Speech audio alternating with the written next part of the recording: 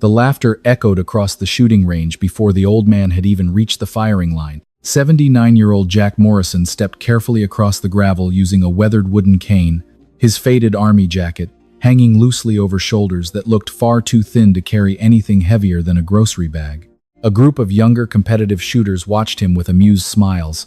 One of them laughed loudly enough for everyone to hear. "Look at Grandpa." Another pointed toward the rack of military rifles. He probably couldn't even hold an M16 anymore. More laughter followed. Jack didn't react. He quietly signed the visitor log, thanked the range officer, and walked toward an empty bench, carrying only a small canvas rifle case that looked older than most people standing there. The range officer, retired Master Sergeant Carl Benson, immediately recognized him. "Morning, Mr. Morrison." Jack smiled warmly. "Beautiful day to hear a few loud noises." Carl nodded respectfully. He knew exactly who the elderly man was. Almost nobody else did. Decades earlier, Sergeant First Class Jack Morrison had served as one of the Army's premier marksmanship instructors, training soldiers headed to some of the most demanding sniper and precision rifle programs in military history. His students had won national championships. Some later became instructors themselves. Jack never mentioned any of it. He came to the range only once each year, the same day his late son Michael had first learned to shoot beside him 40 years earlier. While Jack quietly unpacked his old rifle, one of the younger competitors walked over holding a modern custom-built precision rifle worth nearly $8,000. "Need help figuring out which end points forward?" he joked. The crowd laughed again. Jack carefully removed a beautifully maintained original M16, a one from his case. The rifle's metal showed honest wear, but every part gleamed from meticulous care. He gently rested one hand on the stock and smiled. "This old friend still remembers its job." The young shooter shook his head. "You're actually going to compete with that museum piece?" Jack looked up with kind eyes. "Only if they'll let me." 5 minutes later, the range officer announced an open precision challenge using military-issued rifles at multiple distances. The young shooters eagerly stepped forward, confident they were about to embarrass the fragile old veteran. Within the next 10 minutes, every person at the range would witness one of the greatest shooting performances ever seen there. Uncover the heartbreaking reason Jack returned every year carrying that aging M16, and discover that the man they mocked had once rewritten the Army's marksmanship record books with the very rifle they believed belonged in a museum. Jack Morrison arrived at High Desert Shooting Range just after 8 o'clock on a cool autumn morning outside Prescott, Arizona. The mountains glowed beneath the rising sun, while a light breeze carried the familiar scent of sagebrush and gunpowder across the firing lanes. At 79 years old, Jack moved slowly with the help of a weathered oak cane. Arthritis had settled into both knees years ago, and an old shoulder injury occasionally reminded him that time always collects its debts. None of that stopped him from making the same trip every October. For 40 years, he had never missed this day. Range Officer Carl Benson spotted him crossing the parking lot and smiled immediately. "Morning, Jack." Jack tipped his old Army cap. "Morning, Carl. Lane 7's waiting for you." "Just like always?" Carl nodded. "Wouldn't let anybody else use it." Jack thanked him quietly before making his way toward the far end of the range. Lane 7 overlooked the longest stretch of targets, reaching all the way to 1,000 yards. Most recreational shooters avoided it because even experienced competitors struggled at that distance. Jack preferred the quiet. More importantly, Lane 7 held memories no other place could replace. 40 years earlier, he had stood in that exact spot teaching his 12-year-old son Michael how to fire his first carefully aimed shot. Every year afterward, father and son returned together until Michael enlisted in the Army. After Michael died during a training accident 15 years later, Jack continued coming alone. "Still talking to him?" Carl asked gently while helping place a target stand downrange. Jack smiled toward the empty firing lane. "Every year." Carl simply nodded. No further explanation was necessary. Jack placed his worn canvas rifle case carefully onto the wooden bench. The faded initials J.M. remained stitched into the fabric by Michael when he was only 13 years old. Jack slowly unzipped the case and removed a beautifully maintained M16A1 rifle. The walnut-colored furniture showed decades of careful use. Tiny scratches covered the receiver, each one carrying a memory no museum could ever display. Jack gently wiped away invisible dust before laying the rifle across the shooting mat. Across the range, several younger competitors noticed the old weapon almost immediately. "Is that real?" one asked. Another laughed. Looks like it belongs in a history book.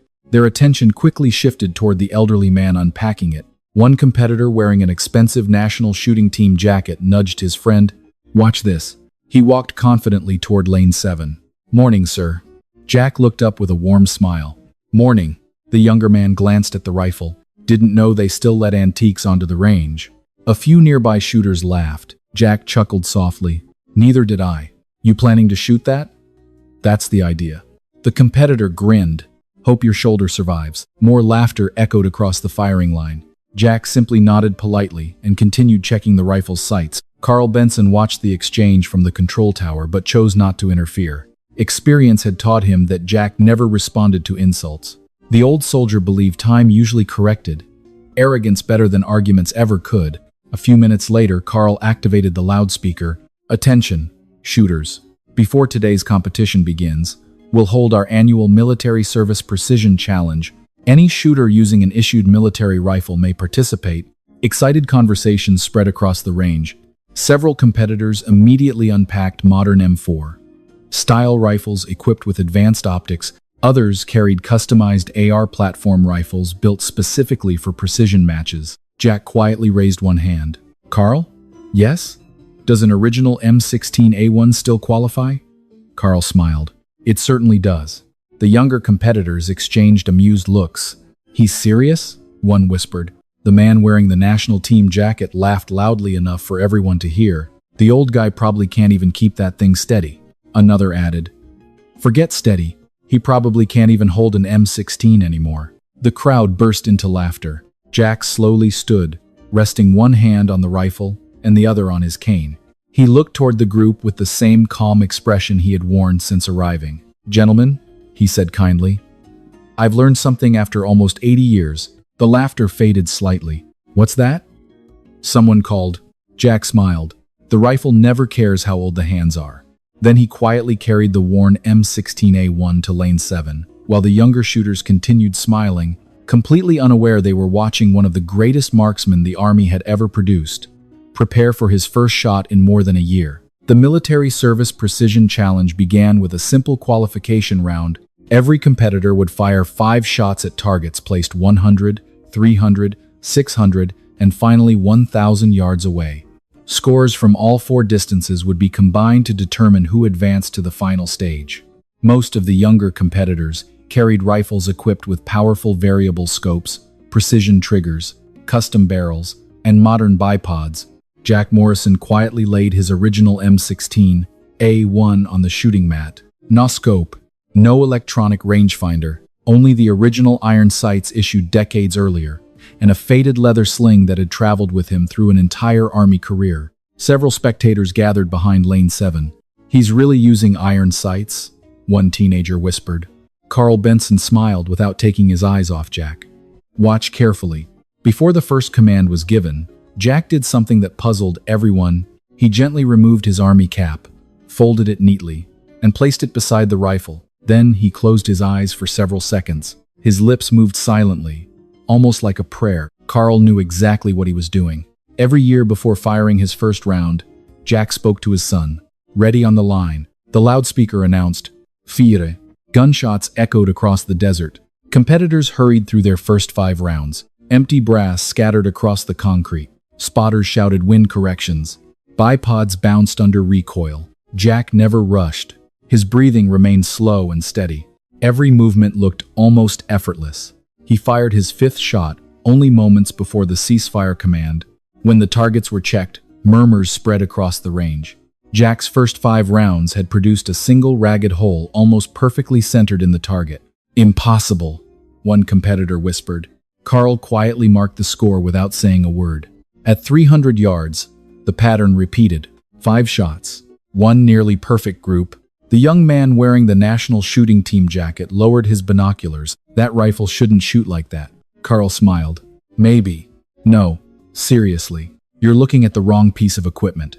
By the time the competition reached 600 yards, the atmosphere had completely changed. Nobody laughed anymore. Shooters who had finished their own rounds quietly walked behind lane 7 simply to watch the elderly veteran work. Jack never seemed to notice. He adjusted the iron sights with practiced precision, took one slow breath, and fired.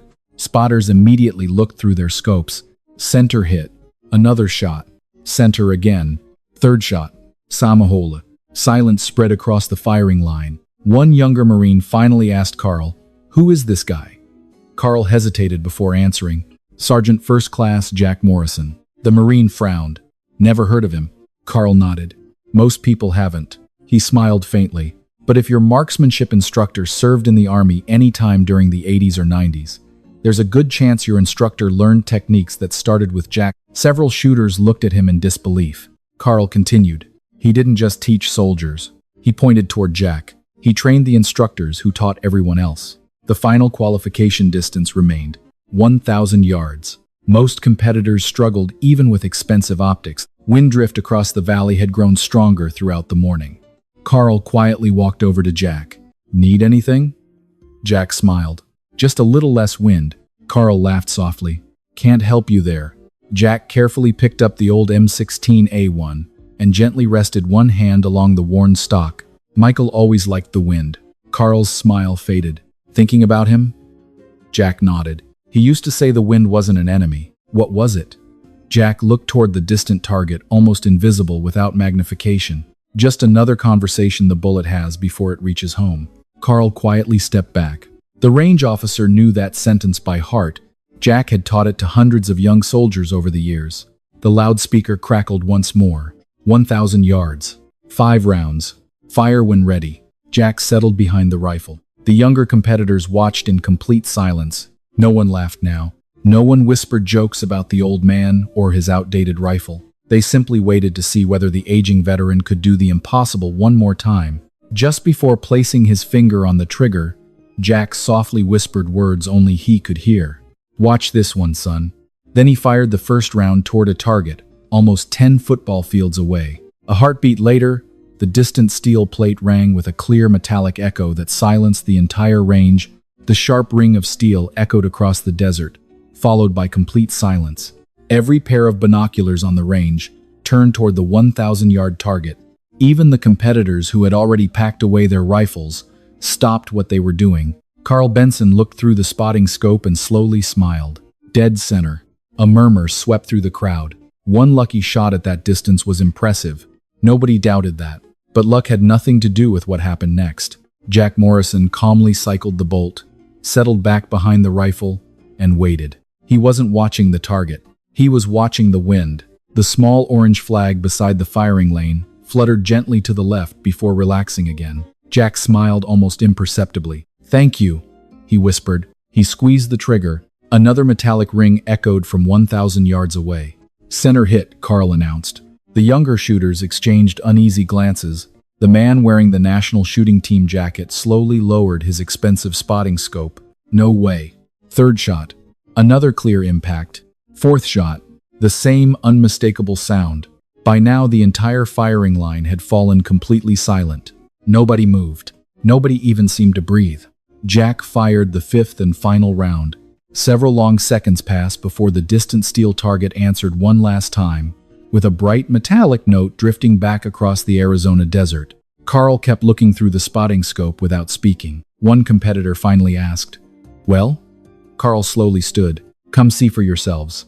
Dozens of people walked toward the spotting scope one after another. Every single shooter reacted the same way.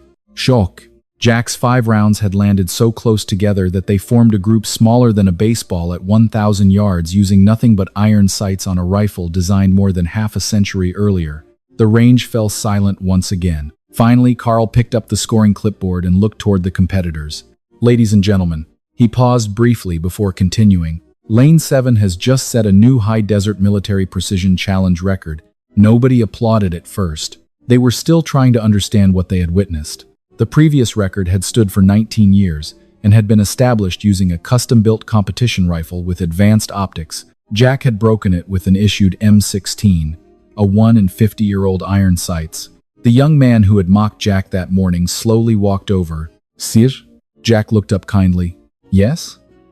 The young shooter hesitated before speaking. "I owe you an apology." Jack smiled gently. "For what?" "Everything I said?"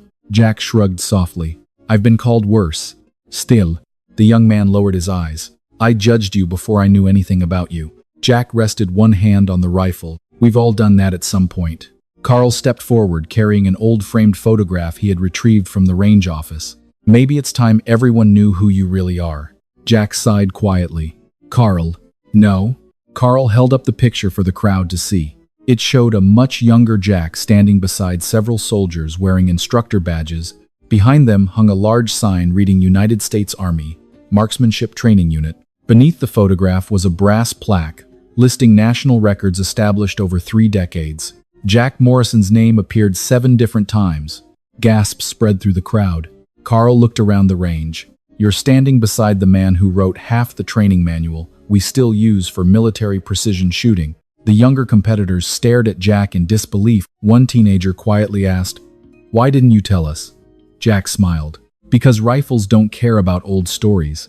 Carl laughed softly. He says that every year, one of the competitors looked at the weathered M16A1 resting across the bench. Is that the same rifle? Jack nodded. The very same. Why never replace it? Jack looked down at the worn stock. His smile slowly faded into something gentler, because it already belongs to someone else. Before anyone could ask what he meant, Jack carefully turned the rifle over. Carved into the underside of the wooden stock were 2 sets of initials, J, M, and beneath them, carved much later in smaller letters, M, M. Jack gently traced the second set with one finger. My son put those there the last time we shot together. The range became quiet once again. Suddenly, everyone understood why Jack had returned every October carrying the same old rifle instead of buying a new one. He hadn't come to preserve a firearm. He had come to preserve a memory. For several long moments, no one spoke. The younger competitors who had spent the morning laughing at Jack Morrison now stood silently around the old rifle, looking at it with entirely different eyes. Jack gently ran his thumb across the small initials carved into the stock. M. M. Michael was 12 when he carved those, he said with a quiet smile. He asked if it would ruin the rifle. A few people smiled softly. I told him, Jack continued, that some marks make things more valuable. Carl Benson leaned against the shooting bench, remembering the day clearly. He was a good kid. Jack nodded. The best? One of the younger shooters hesitated before asking. Did he join the army too? Jack looked toward the mountains for a few seconds before answering. He did. Was he a sniper? Jack smiled faintly. No. Then what? He became a marksmanship instructor. Several people looked surprised. Jack nodded proudly. Said he wanted to teach soldiers the same way his father taught him. Carl quietly added. He was one of the finest instructors I ever worked with. Jack's smile slowly faded. Michael believed every bullet carried responsibility. He gently lifted the rifle from the bench. He used to tell his students that the hardest part of shooting wasn't pulling the trigger. One teenager asked quietly, "What was it?" Jack answered without hesitation, knowing when not to. The words settled over the range with unexpected weight. After a long silence, Carl spoke again. Tell them why you come every October. Jack looked down at the rifle for several moments before nodding. 40 years ago today, his voice softened. I brought Michael here for the first time. He pointed toward the 100-yard target. His very first shot landed almost 2 feet to the left. Laughter rippled gently through the crowd. Jack chuckled. He looked at me like the world had ended. What did you tell him? Someone asked. I told him that missing the target wasn't failure. Jack smiled warmly. Failing to learn from it was. Carl nodded. He never forgot that. Jack's eyes drifted toward the empty horizon. Neither did I. Then his expression became quieter. 15 years ago, Michael was helping train a new group of soldiers. Everyone listened in complete silence. One recruit accidentally violated every safety rule we'd spent weeks teaching. Jack paused. Michael pushed him out of the way. He rested one hand on the rifle. The recruit survived. A heavy silence settled across the firing line. Michael didn't. Several people quietly lowered their heads. Jack took a slow breath before continuing. For a long time, he looked at the rifle. I couldn't touch this without remembering that day. Carl gently placed a hand on Jack's shoulder. But you came back. Jack nodded. Because Michael would have been angry if I stopped teaching. The young man who had mocked Jack earlier swallowed hard. You're still teaching. Jack smiled. Maybe. No, sir. The young shooter shook his head. You definitely are. Just then, Carl received a radio call from the range office. He listened quietly before smiling. Jack. Yes? The State Shooting Association just called. Jack looked puzzled. Why? Carl laughed softly. Somebody uploaded the scoring data from today's match. So? They checked it against every registered military rifle competition held in Arizona. Jack raised an eyebrow. And? Carl looked around at the crowd. Those 5 shots you fired? He paused dramatically before finishing. They're officially the best 1,000-yard iron sight group ever recorded in this state's history. Applause erupted across the range. Shooters, veterans, spectators, and range staff all stood clapping for the quiet old man who simply smiled and looked back down at his son's initials, carved into the rifle. "Congratulations," Carl said. Jack gently shook his head. "It's not really my record." Carl frowned. "Whose is it then?" Jack smiled toward the clear Arizona sky. Michael never missed this day. He softly touched the worn stock one last time. "I think he was shooting with me." No one laughed. No one questioned the old man's words. In that moment, everyone understood that some records are measured in inches, others are measured in memories. The news of Jack Morrison's extraordinary performance traveled far beyond high desert shooting range. Within days, videos recorded by spectators spread across social media, showing the quiet old veteran calmly placing 5 shots into an almost unbelievable group at 1,000 yards, using nothing more than an original M16, a one with iron sights. Millions watched the footage. Most people focused on the impossible marksmanship. Jack cared about something entirely different. "I wish they'd shown what happened afterward," he told Carl Benson one afternoon while cleaning the rifle on his front porch. The targets weren't the important part. The following Saturday, dozens of young shooters returned to the range hoping to meet the elderly Army veteran who had broken the state record. They expected to find a legendary marksman. Instead, they found Jack patiently helping a 12-year-old girl adjust her shooting position. "Relax your shoulders," he said gently. "The rifle doesn't like tension." Her first shot landed close to the edge of the target. She frowned in disappointment. Jack smiled. "That's good." "It is? It means now we know what to fix." Carl watched from the control tower and laughed quietly. "Exactly what you told Michael." Jack nodded. Good lessons deserve to be repeated. Before long, Saturday mornings became something special. Veterans volunteered to coach. Experienced competitors shared equipment with beginners. Parents brought their children. Nobody cared who had the most expensive rifle anymore. What mattered was learning safely, respectfully, and patiently. The young man who had mocked Jack on the morning of the competition returned every weekend. His name was Ethan Brooks. One day he walked up carrying his expensive custom rifle. "Mr. Morrison?" Jack looked up from cleaning an old target stand. "Morning, Ethan. I don't think I deserve this rifle." Jack smiled. "Why not?" Ethan looked embarrassed. "I thought good equipment made a good shooter." Jack gently closed his toolbox. "Can I tell you a secret?" Ethan nodded. Jack pointed toward the worn M16, A1 resting on the bench. "The most accurate part of any rifle," he tapped his own temple with one finger, "has always been right here." Ethan laughed softly. "I think I'm finally starting to understand." Months later, the Arizona State Shooting Association invited Jack to receive an award recognizing his historic record. He accepted only after making one request: "Don't put my name on the plaque." The organizers looked surprised. "Whose name should be on it?" Jack smiled. "Make it about the lesson instead." When the plaque was finally unveiled, it read, "Precision begins with patience. Excellence begins with humility." There was no mention of records, no mention of championships, no mention of Jack Morrison. Only the values he had spent his entire life trying to teach. Every October afterward, Jack continued returning to Lane 7 with the same rifle, the same cane, and the same quiet smile. Sometimes he fired only a single shot before spending the rest of the day helping children and first-time shooters. One crisp autumn morning, a young boy nervously asked him, "Mr. Morrison, how do I become a great marksman?" Jack looked toward the distant mountains before answering, "Don't chase perfect scores." The boy tilted his head. "Then what should I chase?"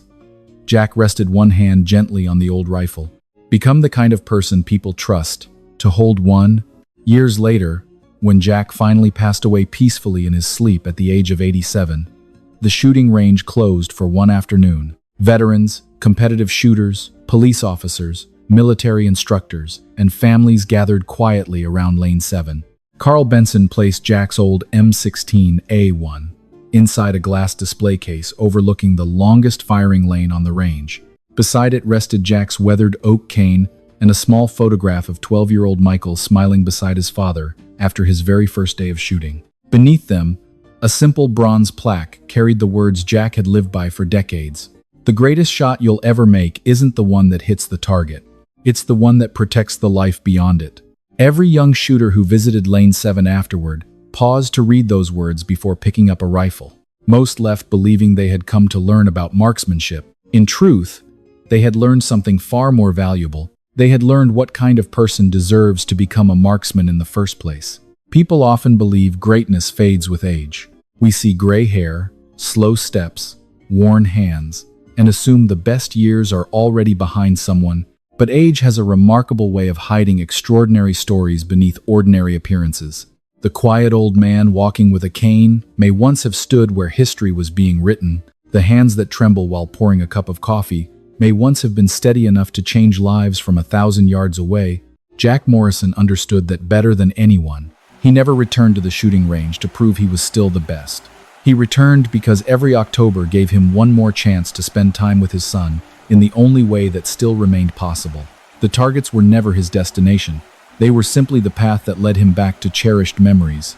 Michael Morrison also left behind a lesson far greater than marksmanship. He believed every bullet carried responsibility. He understood that accuracy without character is dangerous, and that true skill is measured not by how often we pull the trigger, but by how wisely we choose not to. That lesson may save more lives than any record ever could.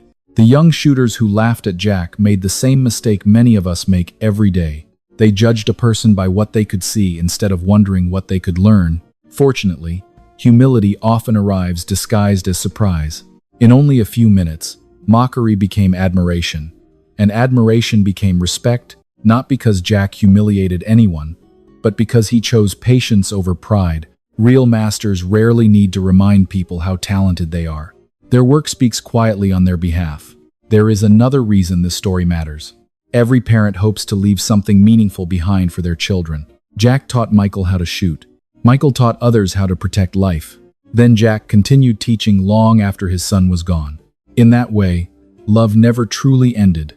It simply kept traveling from one generation to the next, one careful lesson at a time. Perhaps that is the greatest legacy any of us can hope for. Not trophy, not medals, not records that someday will be broken, but values strong enough to outlive us. Patience, humility, responsibility, kindness, the willingness to pass knowledge forward instead of keeping it for ourselves. Those are the achievements that time can never erase. If this story touched your heart, please leave a comment and tell us where you're watching from. Have you ever had a teacher, parent, veteran, or mentor whose quiet wisdom changed the course of your life? We'd be honored to hear your story. Don't forget to like, share, and subscribe for more inspiring stories about veterans, family, faith, honor, sacrifice, second chances, and the remarkable people whose greatest victories are measured not in applause, but in the lives they quietly shape. May God bless you and your loved ones. Watch over every veteran who has served with honor. Comfort every family carrying memories of sacrifice. Guide every young person learning the meaning of responsibility. Strengthen every teacher who chooses patience over frustration, and remind all of us that true precision is not simply hitting a target. It is living with purpose, integrity, and compassion every single day. And may you never forget that the greatest marksman is not the one who never misses. It is the one whose character never loses its aim.